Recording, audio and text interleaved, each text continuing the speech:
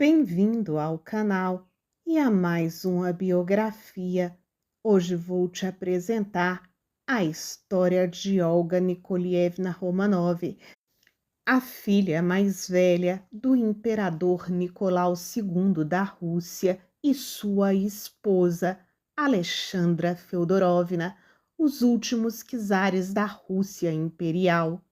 Nasceu como uma grã-duquesa e hoje é Santa Ortodoxa Olga Nikolievna da Rússia. Por favor, não se esqueça de registrar sua passagem pelo canal por esse vídeo. Deixe por aqui seu apoio e contribuição para com o nosso trabalho, para que continuemos sempre te contando excelentes histórias. Olga Nikolievna nasceu no dia 15 de novembro de 1895, no Palácio de Alexandre. Ao nascer, foi intitulada Grã-Duquesa da Rússia. O título de Olga de Grã-Duquesa é melhor traduzido como Grande Princesa. Isso significava que Olga, como Alteza Imperial, era mais graduada que outras princesas da Europa, que eram altezas reais. Quando recebeu o batismo, dentre seus padrinhos estava a sua bisavó, a rainha Vitória do Reino Unido.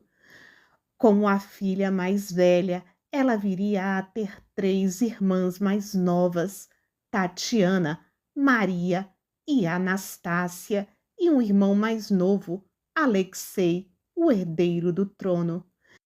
Era conhecida por seus apelidos Olishka, Olenka e Olia. A mais próxima de suas irmãs era Tatiana, de quem já contamos a história por aqui. Elas tinham idade próximas, compartilhavam o mesmo quarto e ficaram conhecidas como Grande Par. As irmãs mais jovens, Maria e Anastácia, eram conhecidas como Pequeno Par. Olga era conhecida por seu coração benevolente e vontade de ajudar os outros desde os seus primeiros anos, porém, também por seu temperamento forte, honestidade direta e mau humor. Muitas vezes falava o que pensava com clareza, sem papas na língua. As crianças foram criadas da maneira mais simples possível, dormindo em camas rígidas de acampamento e tomando banhos frios todas as manhãs. Essa tradição havia sido iniciada no reinado de Catarina, a Grande. Elas também tinham que limpar seus próprios quartos e fazer trabalhos de costura. Seus tutores e governantas perceberam que a grã-duquesa tinha impulsos autocráticos.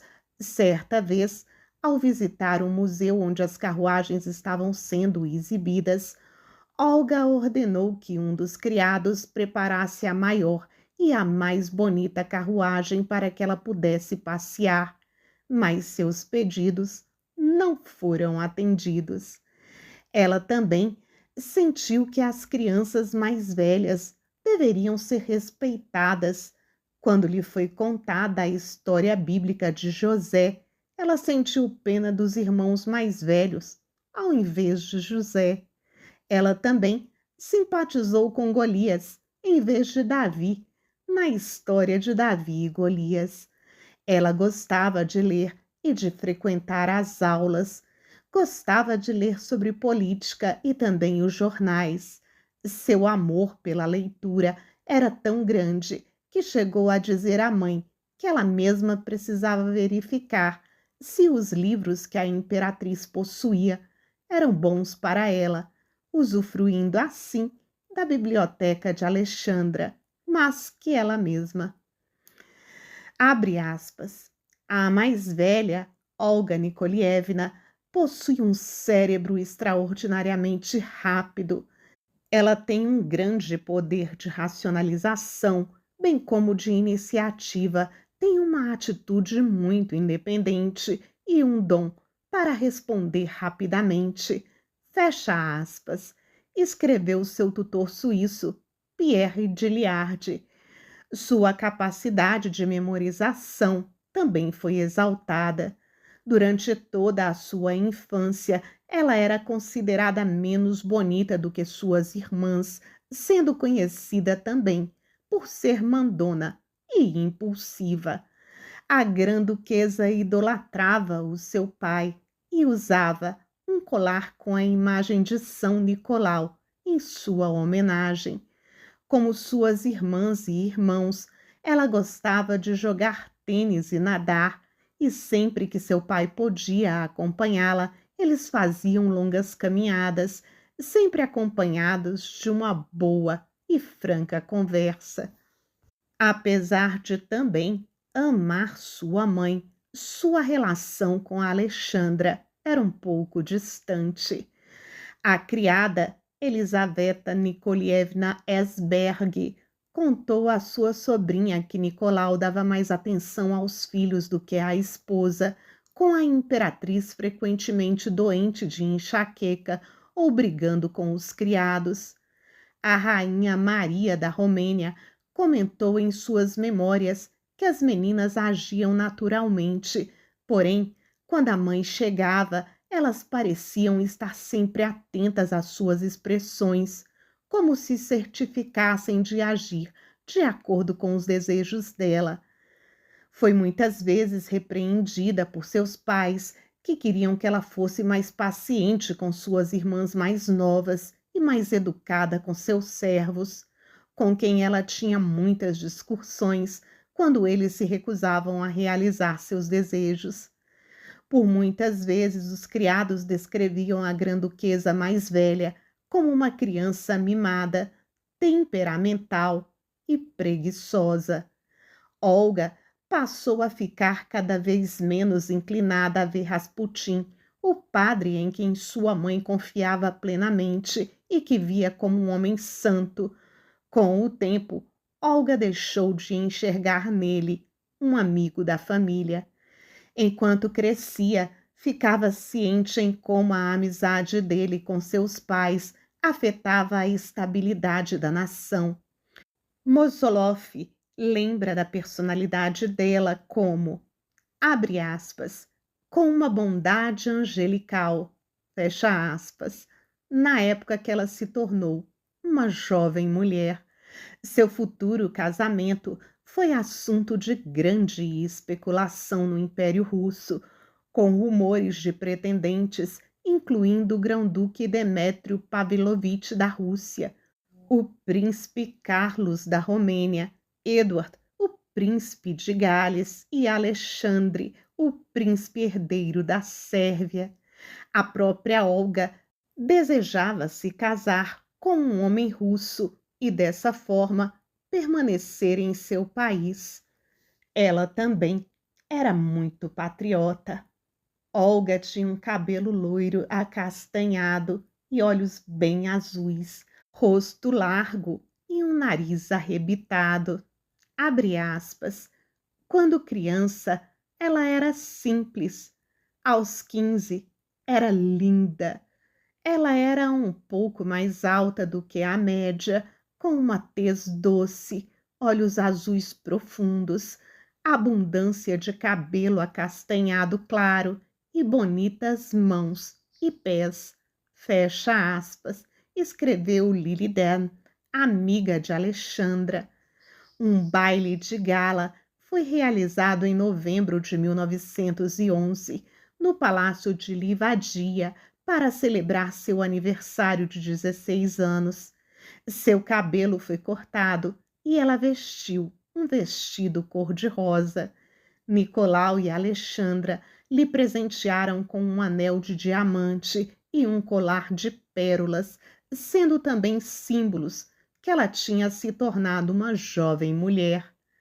Havia discussões antes da Primeira Guerra Mundial de um casamento entre Olga e o príncipe Carlos da Romênia, porém, ela não gostou dele.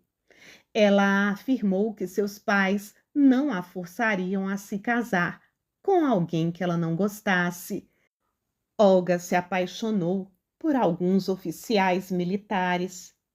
Se apaixonou no final de 1913 por Pavel Voronov, um oficial júnior a bordo do iate Estandarte. Porém, a relação seria impossível devido à diferença de classes sociais. Ele ficou noivo alguns meses depois com uma das damas de companhia. Abre aspas. Que Deus lhe dê alegria, meu amado. Fecha aspas. Olga escreveu entristecida no seu diário no dia do casamento de Voronov. É triste, agoniante, acrescentou ela. Ela cuidou de soldados feridos em um hospital militar durante a Primeira Guerra Mundial, até não aguentar mais a pressão, subsequentemente, cuidando de atividades administrativas do hospital. Durante um ataque de raiva, destruiu os cabides do vestiário do hospital militar onde trabalhava, não podendo mais suportar a visão dos soldados feridos. Contentou-se em trabalhar como auxiliar de enfermagem, medindo a temperatura, distribuindo remédios e fazendo camas. Ela recebeu injeções de arsênico em outubro de 1915, considerado na época como um tratamento para depressão e distúrbios nervosos. Mais tarde, em seus diários de 1915 e 1916, Olga menciona frequentemente um homem chamado Mitia, com grande carinho. Mitia era Dmitri Shakbakov, um soldado ferido que ela cuidou enquanto trabalhava como enfermeira da Cruz Vermelha. De acordo com relatos de alguns criados, Olga sabia do estado político e financeiro da Rússia durante a guerra e revolução. Ela também supostamente estava ciente de que boa parte do povo russo não gostava de seus pais. Ela era uma pensadora por natureza, comentou Gleb Botikin, filho do médico imperial. Compreendia a situação geral melhor do que qualquer outro membro da sua família, incluindo os seus pais. Tinha poucas ilusões sobre o seu futuro e, em consequência, ela frequentemente estava triste e preocupada. Com a morte de Rasputin em 1916, ele foi enterrado com um ícone assinado por Olga e suas irmãs e mãe. Entretanto, ela foi a única que não compareceu ao funeral. A família imperial foi presa durante a Revolução Russa e Nicolau foi forçado a abdicar do trono em março de 1917. A grã-duquesa se confortava em sua fé e a proximidade com a família. Em um poema escrito em um de seus cadernos, ela pede a Deus paciência e habilidade para perdoar os inimigos. A família foi brevemente separada em abril de 1918, com os bolcheviques, transferindo Nicolau, Alexandra e Maria para Ekaterimburgo. Algum tempo depois, eles receberam uma carta da mãe, lhes pedindo para costurarem suas joias nas próprias roupas, para tentar escondê-las. A família imperial foi colocada em prisão domiciliar na casa Ipatiev. As grã-duquesas se revezavam para fazer companhia à imperatriz e cuidar de Alexei, que estava sofrendo dores por seu ferimento mais recente. Foi dito que durante seus últimos meses de vida, Olga estava bem deprimida e tinha perdido muito peso. Abre aspas. Ela estava magra, pálida e tinha um ar doente. Deu poucos passeios pelo jardim e passou a maior parte do tempo com o irmão. Fecha aspas. Escreveu um dos guardas. Outro lembrou que ela ficava, abre aspas, fitando tristemente ao longe, deixando fácil ler suas emoções. Fecha aspas. A família foi acordada na noite de 16 de julho e receberam instruções de seguirem para o porão da casa. Todos ficaram no porão por aproximadamente meia hora, enquanto os preparativos finais eram realizados pelos guardas. Lourovski chegou algum tempo depois, ordenou que todos ficassem de pé e leu sua sentença. Olga e Alexandra tentaram fazer o sinal da cruz, enquanto o resto da família e criados apenas conseguiram pronunciar sons incoerentes de choque e protesto. Eram as primeiras horas do dia 17 de julho de 1918 e ali todos perderam suas vidas pelas mãos dos bolcheviques. Olga Nikolievna tinha 22 anos de idade. Mais tarde, muitas pessoas afirmaram falsamente serem membros sobreviventes da família real. Uma mulher chamada Marga Boltz alegou ser a grã-duquesa Olga, mas ela não foi levada a sério. A família inteira foi canonizada em 1981 pela Igreja Ortodoxa Russa como neomártires. Em 2000, Olga e sua família foram canonizados como portadores da paixão pela Igreja Ortodoxa Russa.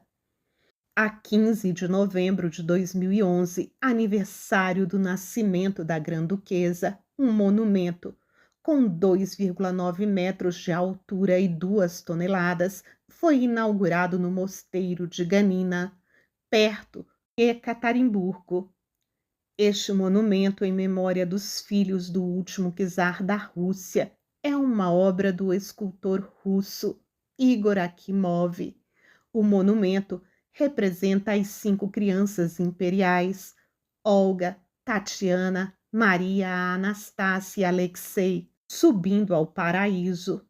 Seus restos mortais foram identificados por meio de testes de DNA e foram enterrados em uma cerimônia fúnebre na Catedral de Pedro e Paulo, em São Petersburgo, juntamente com os de seus pais e 2 de suas irmãs.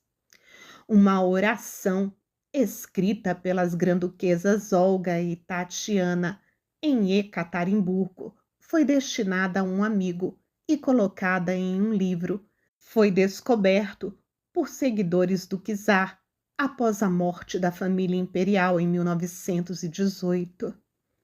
Dizia, abre aspas, Senhor, dá-nos nestes dias tumultuados paciência para que suportemos a fome e os sofrimentos que ameaçam o nosso país. Deus de verdade, a força de que necessitamos, dá-nos para que perdoemos a quem nos tortura, que carreguemos o peso, fardo da cruz sobre nós, que tomamos como modelo o maior, que é a sua humildade. Quando nos saqueiam e nos ofendem, quando nos mutilam e exploram, nós te chamamos Cristo Salvador. Ajude-nos para que sobrevivamos a essas duras provações. Senhor deste mundo, Deus de toda a criação, pedimos a tua misericórdia, dá-nos paz de alma, ó Senhor, nestes tempos mais difíceis. E na soleira da nossa sepultura, sopre o seu poder eterno sobre nós, seus filhos, que buscamos o seu poder e que oramos a você com humildade, assim como pelos nossos inimigos. Fecha aspas. E agora é a sua vez de concluir o vídeo, de deixar a sua opinião e de registrar o que quiser lá nos nossos comentários. Obrigada por me acompanhar em mais uma história, em mais um vídeo.